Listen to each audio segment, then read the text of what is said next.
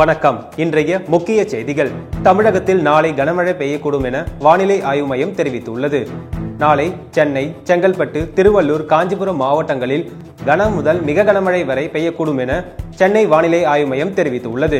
இது தொடர்பாக சென்னை வானிலை ஆய்வு மையம் தெரிவித்துள்ள செய்திக்குறிப்பில், தெற்கு வங்கக்கடலில் மத்திய பகுதியில் நிலவிய காற்றழுத்த தாழ்வு பகுதி இன்று தென்மேற்கு வங்கக்கடல் பகுதியில் நிலவுகிறது. இது அடுத்த 2 தினங்களில் மேலும் வலுப்பெற்று மேற்கு வடமேற்கு திசையில் தமிழக கடலோர பகுதியை நோக்கி நகரக்கூடும். தமிழகத்தில் ஓரிரு இடங்களிலும் கனமழை பெய்ய வாய்ப்பு உள்ளது. காரைக்கால் பகுதிகளிலும் இடி மின்னலுடன் கூடிய லேசானது முதல் மிதமான மழை பெய்யக்கூடும்.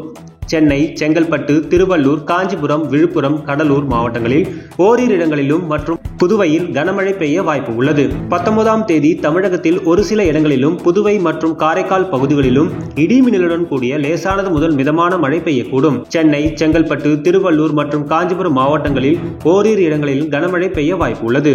தமிழக கடலோர பகுதிகளில் மன்னார வளைகுடா மற்றும் அதனை ஒட்டிய குமரிக்கடல் பகுதியில் சூறாவளி மணிக்கு 35 முதல் 45 கிலோமீட்டர் வேகத்தில் வீசக்கூடும் என சென்னை வானிலை ஆய்வு மையம் குறிப்பிட்டுள்ளது. இத்துடன் இன்றைய செய்திகள் நிறைவடைகிறது. வணக்கம். என்றும் உங்களுடன் மை இந்தியா. முக்கிய செய்திகளை உடனுக்குடன் தெரிந்து கொள்ள சப்ஸ்கிரைப் பண்ணுங்க, பெல் பட்டனை பிரஸ் பண்ணுங்க. என்றும் உங்களுடன் மை இந்தியா.